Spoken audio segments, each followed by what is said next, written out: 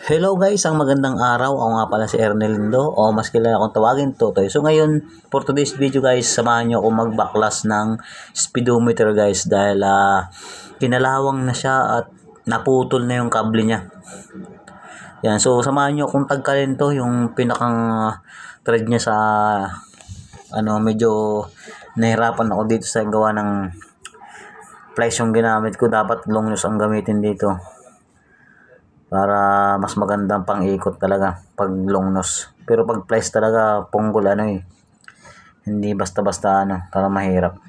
Kaya yan, inano ko yung ilaw niya saka yung windshield niya guys. Yan, inano ko muna, pinaklas ko muna, pinababa ko muna para buwelong-buwelo ang ating pag-ikot ng plies. Talagang kaya pala hindi na gumagana siya, putol na yung pinakang laman ng cable, kinalawang na. Ayan, ayan guys, binabaklas ko na siya. Ayan, natagkal ko na yun siya.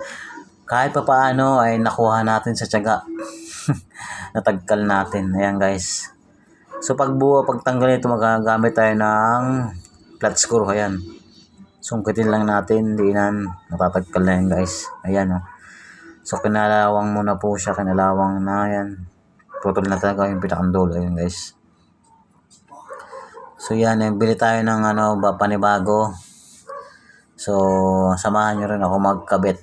Ayan guys, kinakabit na natin ang ating cable speedometer. Ayan. So medyo nahirapan ako ng konti sa part na to.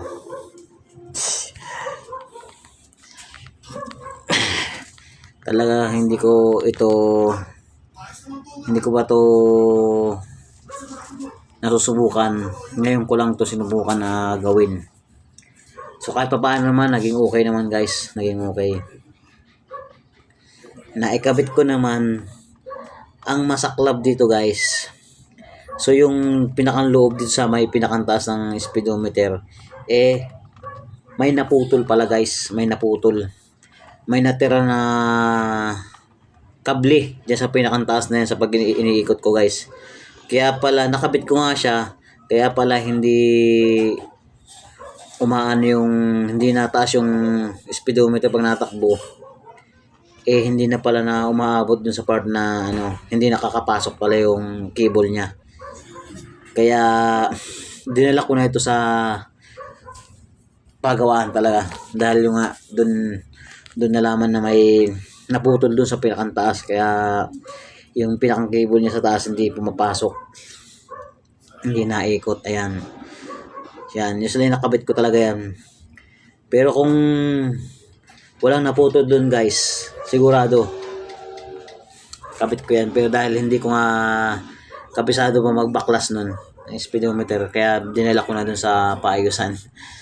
Ayan guys, kabit ko yan. Pero ganun lang talaga pagkakabit guys, napakadali lang pala. Kala ko mahihirapan ako, kaya sinubukan ko na ako na lang na magkabit. Binili ko yan, ako na lang magkabit.